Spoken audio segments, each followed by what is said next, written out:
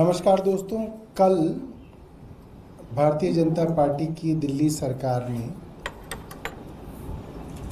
उन 400 मोहल्ला बसों का इनॉग्रेशन दोबारा किया जिनका इनॉग्रेशन और जिनका ट्रायल अक्टूबर 2024 में पहले ही शुरू हो गया था।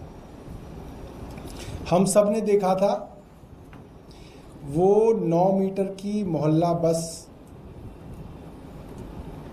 खरीदने की प्रक्रिया करीब 2 साल पहले शुरू हुई थी।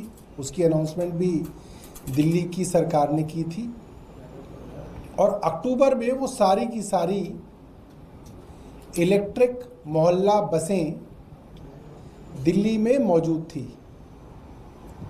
और सब लोगों ने वो वीडियो देखे थे। उनका ट्रायल चल रहा था।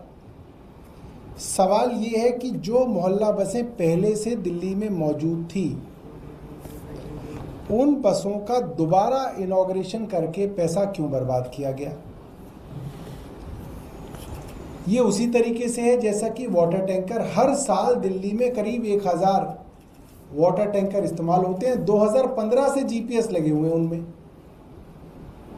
2015 से आप उसको अपने मोबाइल पे ट्रैक कर सकते हैं। अगर आप टैंकर नंबर डालेंगे तो आप मोबाइल पे उस जीपीएस को ट्रैक कर सकते हैं, मगर फिर भी उसके अंदर पैसा बर्बाद करके लाखों रुपए बर्बाद करके उसका इनॉग्रेशन किया गया। कल दोबारा वो देखा। एक सवाल है जो बड़ा टेक्निकल सवाल है और सीधा भ्रष्टाचार से जुड़ा हुआ है। अक्टूबर में वो बसें दिल्ली में आ गई थी, अप्रैल तक वो बसें क्यों नहीं चली थी? इसलिए नहीं चली थी क्योंकि उन बसों को खरीदने का प्रोक्योरमेंट का जो टेंडर था वो केंद्र सरकार की कंपनी करती थी, CESL, convergence energy services limited. केंद्र सरकार की कंपनी ने टेंडर किया, हमने पैसा दिया, सारा का सारा पैसा दिल्ली सरकार का था। केंद्र सरकार की कंपनी को इसलिए दिया गया ताकि कल को कोई आरोप ना हो, क्योंकि जब भी बसों को खरीदने की बात होती है भारतीय जनता पार्टी कहती है इसमें जी भ्रष्टाचार हो गया, इसकी इंक्वायरी कराओ। तो इसीलिए केंद्र सरकार को दिया गया था कि भाई आप कर लो, आप करोगे तो आप पे आरोप नहीं लगाएंगे। जब ये बसें आ गई तब ये पता चला कि इन बसों ने टेंडर कंडीशंस को वॉयलेट किया है और टेंडर कंडीशन भी वो जो बेहद जरूरी थी। क्या थी? केंद्र सरकार की मिनिस्ट्री ऑफ पावर ने,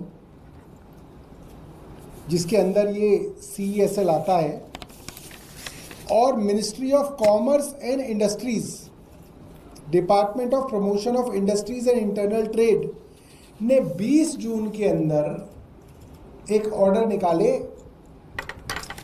मेक इन इंडिया की कंप्लायंस होनी चाहिए और इन बसों को जब केंद्र सरकार की कंपनी द्वारा खरीदा गया तो पता चला मेक इन इंडिया की कंप्लायंस नहीं है।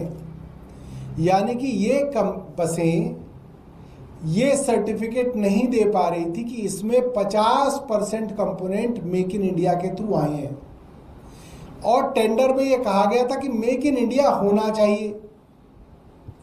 और क्योंकि इन बसों में मेक इन इंडिया का ना कंपोनेंट मिल रहा था ना वो सर्टिफिकेट दे पा रहा था, लिहाजा ये बसें डिपो में खड़ी थी।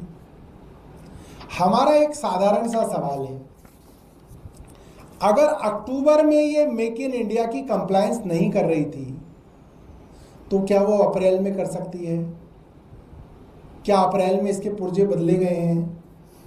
क्या ये मशीनें वापस, ये सारी की सारी बसें वापस गई थी? इसके अंदर अलग से मेक इन इंडिया के कंपोनेंट बदल दिए गए और ये कंप्लायंस हो गई? दिल्ली सरकार बताए। और अगर कंप्लायंस नहीं हुई फिर आपने इनको बिना कंप्लायंस के टेंडर कंडीशंस को वॉयलेट करके कैसे इन बसों को आपने सड़कों पर उतार दिया? आपने एक टेंडर किया जिसमें आपने कंडीशन ये रखी कि 50% मेक इन इंडिया के कंपोनेंट्स की कंप्लायंस होनी चाहिए।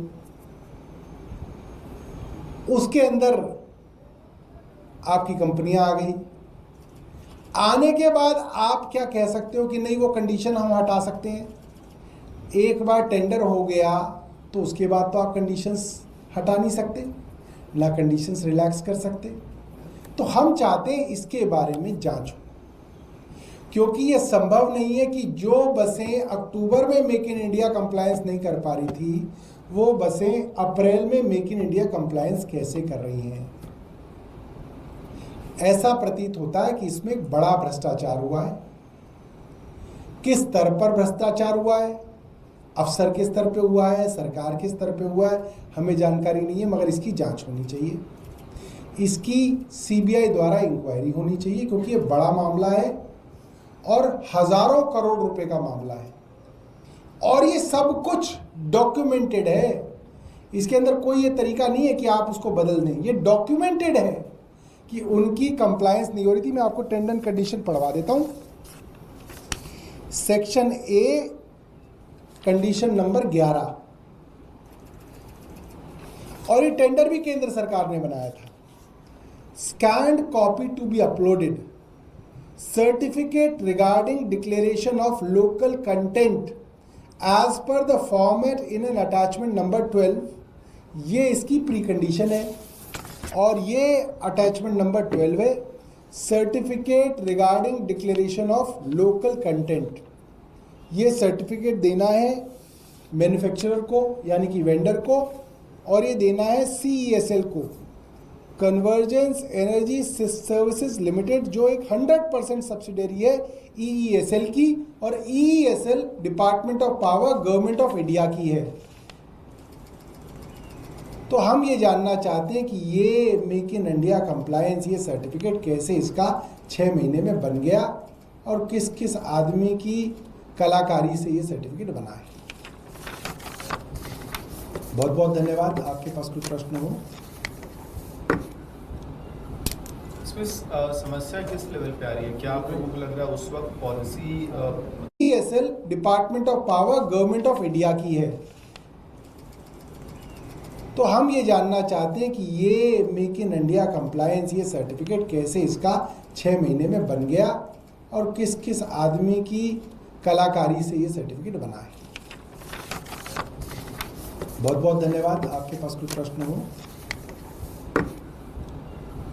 इसमें समस्या किस लेवल पे आ रही है? क्या आप लोगों को लग रहा है उस वक्त पॉलिसी मतलब बसों को सड़क पे लाने से रोकने के लिए किया गया, या अब पॉलिसी वायलेशन हो रहा है? ये तो सरकार बता सकती है, मगर उस वक्त जो कहा गया, जो डॉक्यूमेंटेड है, वो ये है कि मेक इन इंडिया का कंप्लायंस नहीं है और डॉक्यूमेंटेड है, और मेक इन इंडिया की कंप्लायंस का सर्टिफिकेट वेंडर नहीं दे पा रहा था। तो अगर नहीं दे पा रहा था इसका मतलब नहीं था। अगर कंपोनेंट मेक इन इंडिया होते उसके 50% तो वो सर्टिफाई करता उसको कि ऐसा है, मगर वो नहीं दे पा रहा था।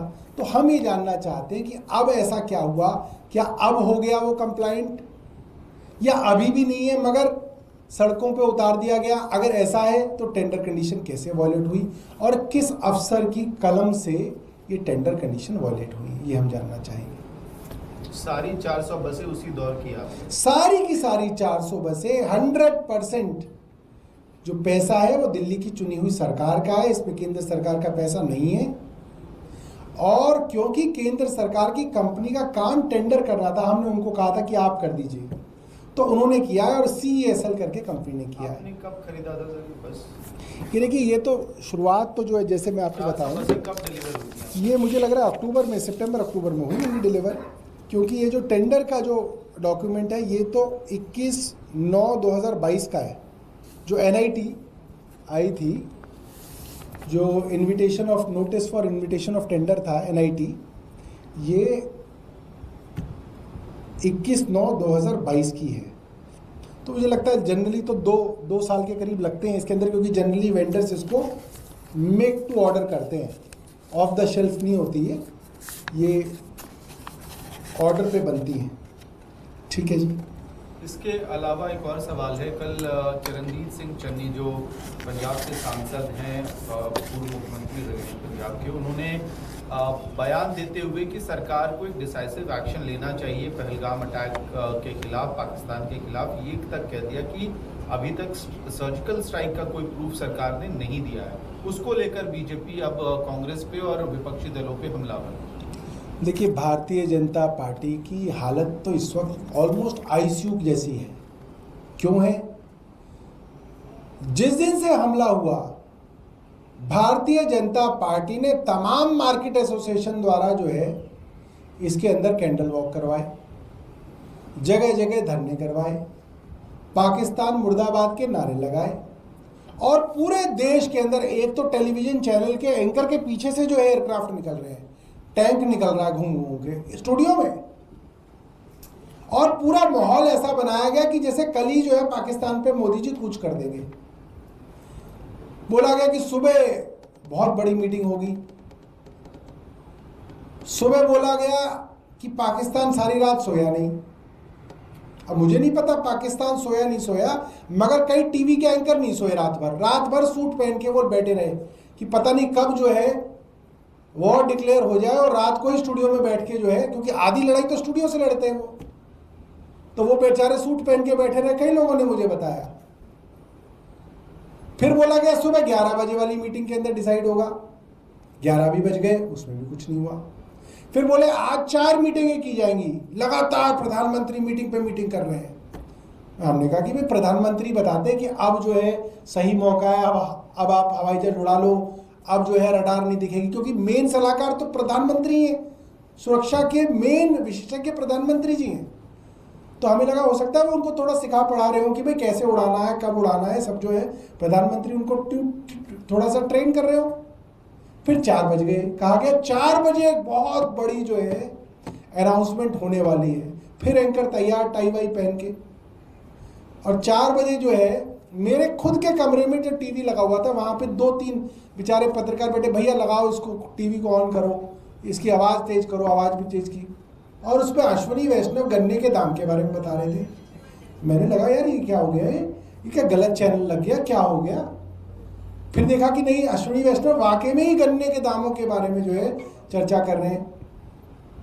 फिर उसके बाद उन्होंने जातिगत जनगणना के बारे में बात किया। मुझे ये नहीं समझ में आया, ये राष्ट्रीय सुरक्षा सलाहकार और जो आर्मी, नेवी और एयरफोर्स के चीफ के साथ गन्ने के दाम क्यों डिस्कस हो रहे थे सुबह से, और क्यों जो है इनके साथ जो है जातिगत जनगणना के बारे में डिस्कशन हो रहा था। ये तो बाकी लोगों के साथ डिस्कशन हो सकता था, या डिस्कशन किसी और चीज पे हो रहा था, बीच में गन्ना आ गया और वो जातिगत जो है वो आ गया। मतलब ये क्या चल रहा है देश के अंदर?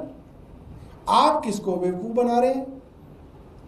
कोई जो है सरकार को ऐसा लगता है हम कुछ भी कर दें, देश बेवकूफ है, हमारे जैसे कहेंगे हाँ चलेगा, ऐसा नहीं। देश के अंदर और भारतीय जनता पार्टी के तमाम समर्थकों के अंदर ये बात पूरी तरीके से बैठ गई है कि सरकार ने पहले माहौल बनाया, और सरकार को ऐसा लगा कि हम पाकिस्तान पे हमला करेंगे, और विपक्ष कहेगा नहीं नहीं नहीं प्रधानमंत्री जी मत करो।